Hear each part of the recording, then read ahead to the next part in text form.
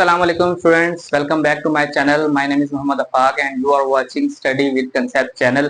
Student, आज के lecture में हम चैप्टर नंबर 1 का लास्ट 2 टॉपिक्स को डिस्कस करेंगे, जिनका नाम है ट्रेस टेबल और using invalid test data for testing. तो चलिए स्टार्ट करते हैं आज का लेक्चर। स्टूडेंट्स, सबसे पहले तो ट्रेस टेबल के बारे में आप जान लें कि ये होता क्या है, ये किस पर्पस के लिए इस्तेमाल होता है।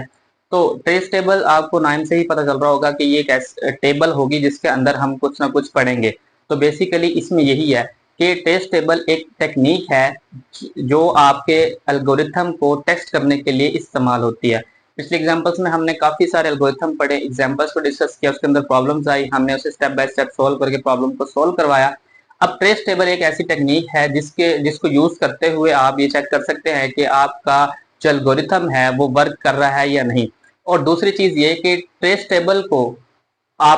टेबल आपको इस बात की यकीन दहानी करवाती है कि एल्गोरिथम के अंदर किसी किस्म का कोई लॉजिकल एरर नहीं है जब आप उसे प्रोसेस करवा रहे हैं, यानी जब आप उसे एग्जीक्यूट करवा रहे हैं। इस बात का मतलब यही है कि ट्रेस टेबल जब आप बना रहे होंगे, तो जब ट्रेस टेबल को आप चेक कर रहे होंगे तो वो आपको एल्गोरिथम के अंदर किसी किस्म की कोई प्रॉब्लम को शो नहीं करवाएगा, चूंकि ये लॉजिकल एरर को डिटेक्ट करता है और उनको रिमूव करवाता है। जब लॉजिकल एरर, वैसे अगर हम देखा जाए तो लॉजिकल एरर को फाइंड करना और उसे रिमूव करवाना मुश्किल होता है, क्योंकि वो एक ऐसे एरर्स होते हैं जो सिस्टम के अंदर से ही आपकी वैल्यूज में से कहीं पर हो रहे होते हैं, जिससे रिजल्ट आपके चेंज होते हैं। अगर सिंटैक्स एरर होता है तो सिंटैक्स एरर एक ऐसा एरर होता है जो आप लिखने में कॉमन मिस्टेक्स कर जाते हैं, वो आपका सिंटैक्स एरर कहलाता है। जबकि लॉजिकल एरर कुछ ऐसे एरर्स होते हैं जिनको आप डिटेक्ट करना नहीं कर सकते। तो ट्रेस टेबल यूज करते हुए आप एल्गोरिथम के अंदर अगर कोई लॉजिकल एरर है तो उसको भी जांच पाएंगे। ये एक टेक्निक निकाली गई है। और ट्रेस टेबल मैं आपको बता दूं, आपकी बुक में भी लिखा हुआ है, एक टेबल बनी हुई है जिसके अंदर उन्होंने कुछ स्टेप लिखे हैं, उसके अंदर कुछ वैल्यूज डाली हैं, हाइट वगैरह एटीसी।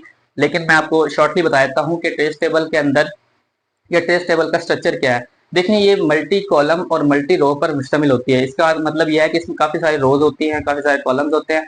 ये डिपेंड करता है कि आपकी जो एल्गोरिथम है उसके स्टेप कितने हैं। अगर 8 स्टेप का एल्गोरिथम है तो आप 8 स्टेप का ही, मतलब रो वाइज जो है उसकी एक ट्रेस टेबल बनाएंगे।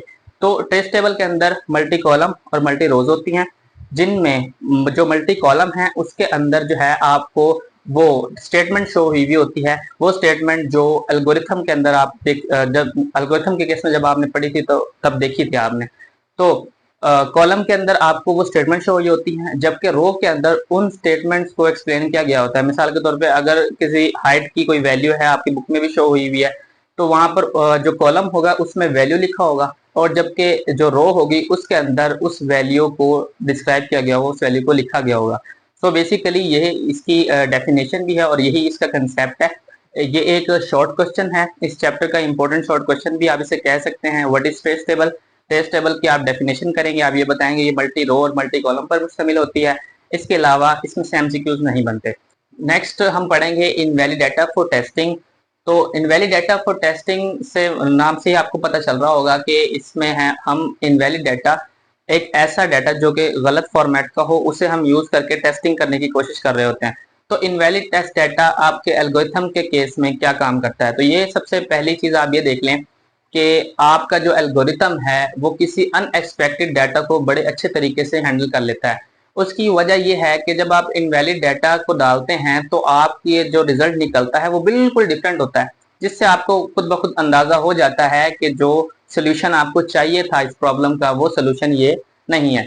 इसका मतलब यही है कि इनवैलिड टेस्ट डाटा को एल्गोरिथम जो है वो बड़े अच्छे तरीके से मैनेज करता है, या फिर उसके जो इस तरह के रिजल्ट्स प्रोड्यूस कर देता है जिससे आपको अंदाजा हो जाता है कि जो सोल्यूशन आपको चाहिए था एट द एंड वो आपको नहीं मिला। वो उसने इसकी एग्जांपल इस तरह दी है कि मिसाल के तौर पर एक एल्गोरिथम है जिसके अंदर वो ये कहता है कि आप मुझे अपनी एज बताएं डेज के अंदर, यानी जब से आप पैदा हुए हैं तब से लेकर अब तक आपको कितने डेज हो चुके हैं।